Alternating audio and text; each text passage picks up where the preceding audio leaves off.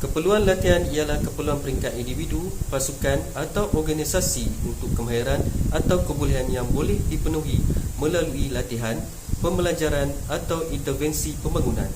Kerana ia menjejaskan produktiviti pekerja, latihan dan pembangunan pekerja, yang mana ia adalah fungsi organisasi yang penting.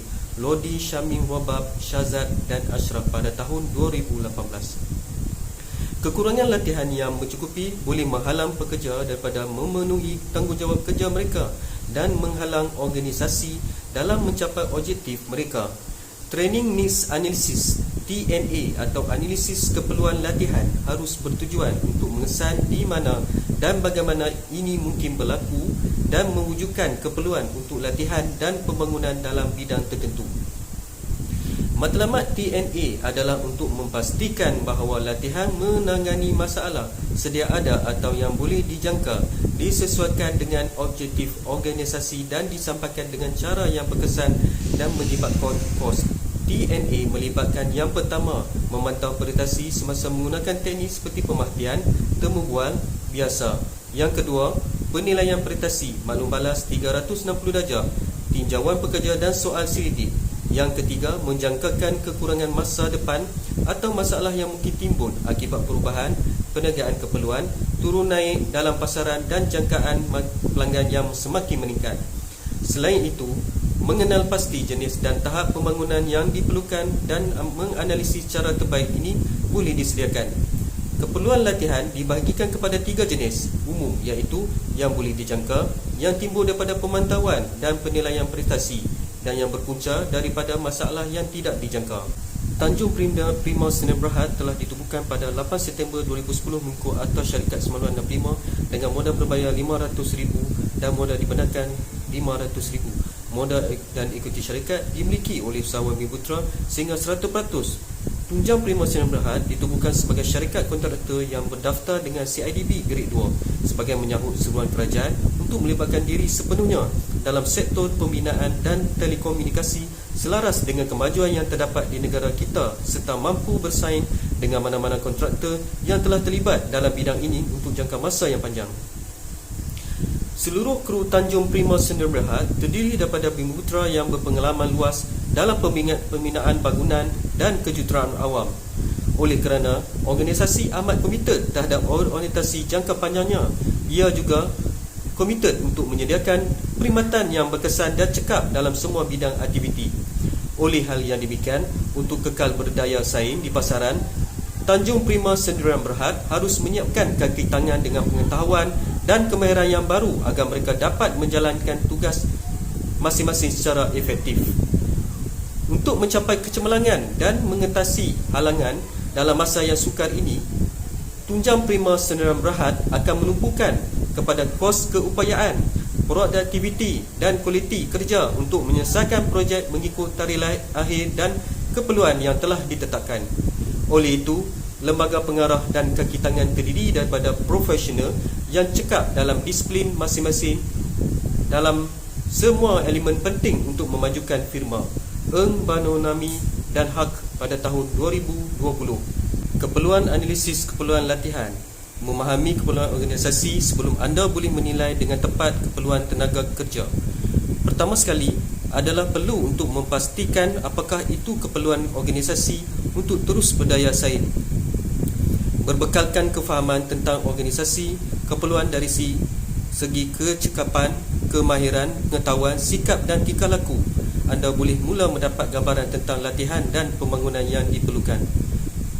Rujuk kepada objektif strategi organisasi untuk dapatkan cerapan tentang matlamat jangka pendek dan jangka panjangnya, dan gunakan cerapan yang anda peroleh untuk mengukur sejauh mana tenaga kerja semasa dilengkapi untuk memenuhi keperluan.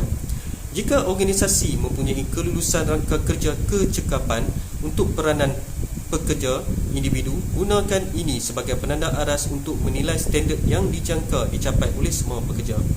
Dengan cara ini, anda akan dapat mengenal pasti masalah dengan pantas, jurang dan kawasan bendera merah untuk penambahbaikan di semua peringkat organisasi. Lodi, Syamim, Wabab, Syazad dan Asyad pada tahun 2018. Memastikan bahawa pengenalpastian keperluan latihan disepadukan di seluruh organisasi. Keperluan pembangunan yang ditemui dalam satu jabatan berkemungkinan wujud di jabatan lain. Dalam kebanyakan organisasi, fungsi sumber manusia HR mengatur dan menyelaras keseluruhan pencapaian atau latihan pembangunan. Atas sebab ini, biasanya tidak ada gunanya bagi pengurus individu untuk membuang sumber terhad mereka pada masalah individu apabila ia timbul, menduplikasi usaha dan menghilangkan tenaga, manakala pengurus mungkin tidak bertanggungjawab untuk menyelaraskan sistem. Mereka mempunyai peranan penting untuk dimainkan mengumpul maklumat tentang keperluan latihan kaki tangan mereka dan menyampaikan kepada unit sumber manusia atau jabatan latihan, menjangkakan keperluan masa hadapan. Keperluan pembangunan sering muncul di peringkat organisasi atau aktiviti. Sebagai contoh, pengenalan sistem perisian baharu mungkin mempunyai implikasi latihan bagi mereka yang mesti bekerja dengannya, atau strategi keputusan untuk meningkatkan tahap perkhidmatan pelanggan mungkin bergantung pada program latihan berkaitan perkhidmatan berkaitan kemahiran atau pengetahuan penting tentang produk atau dasar perundangan baru. Membangunkan teknik pemantauan. Sesetengah keperluan latihan boleh tidak disedari kerana ia berkembang secara beransur-ansur dalam organisasi. Aktif sistem pemantauan adalah penting untuk mengesan ini dan menyediakan maklumat tentang jurang prestasi dan keperluan latihan. Analisis variance adalah satu pendekatan untuk pemantauan. Ini kedengaran teknikal, tetapi ia adalah alat yang mudah untuk belanjawan pemantauan. Apabila belanjawan dipersetujui, perbelanjaan bulanan yang dijangka diperincikan. Analisis organisasi. Sesebuah syarikat mestilah difahami secara keseluruhan bermula dengan visi, misi dan matlamat serta sumber yang ada. Rancangan masa depan dan potensinya. Selain itu, terdapat 3 lagi elemen yang perlu diambil kira semasa memilih latihan, iaitu yang pertama, sokongan pengurus dan rakan sekerja. Keterbukaan penyelia dan rakan sekerja untuk berkongsi pengetahuan dengan pelatih supaya mereka boleh menggunakan pengetahuan, kemahiran dan anjakan sikap yang telah mereka pelajari semasa latihan sambil bekerja. Yang kedua, rancangan perniagaan. Sumber seperti wang program, masa dan pembangunan dipengaruhi oleh strategi yang dipilih oleh syarikat untuk mencapai matlamat organisasi. Yang ketiga, sumber untuk latihan. Tentukan sama ada perniagaan mempunyai sumber iaitu kepakaran atau masa untuk menjalankan latihan yang diperlukan. Analisis organisasi digunakan untuk menilai sejauh mana program latihan sejajar dengan objektif strategi kerja seperti tugas teratur. Analisis tugasan. Analisis tugasan ialah penerangan tentang tugas yang dilakukan oleh kaki tangan dalam jawatan tertentu. Melalui kajian ini adalah mungkin untuk mengetahui lebih lanjut tentang tugas yang mesti diselesaikan oleh pekerja serta pengetahuan, kemahiran dan bakat yang diperlukan untuk menyelesaikannya. Semasa melakukan analisis tugasan, terdapat 3 langkah yang perlu diselesaikan, iaitu yang pertama, dengan menembual, menuntun atau berbual dengan individu yang telah menjalankan analisis tugasan. Tentukan senarai awal tugas. Yang kedua, dengan melibatkan sekumpulan pakar subjek dalam mesyuarat atau soal selidik. Yang ketiga, gunakan tinjauan dan temubual untuk menentukan pengetahuan, kemahiran atau bakat yang diperlukan untuk kerja itu. Melalui analisis tugasan ini, matlamat huraian kerja dan spesifikasi kerja yang boleh digunakan untuk membina kemahiran dan pengetahuan yang diperlukan untuk sesuatu pekerjaan boleh digunakan untuk menilai keperluan latihan pekerja. Analisis pekerja. Analisis pekerja membantu pengurus menentukan sama ada latihan diperlukan dan kaki tangan yang memerlukan latihan adalah penting. Analisis ini boleh menunjukkan sama ada terdapat kelemahan prestasi yang ketara dan sama ada kelemahan ini boleh diperbaiki atau tidak melalui latihan.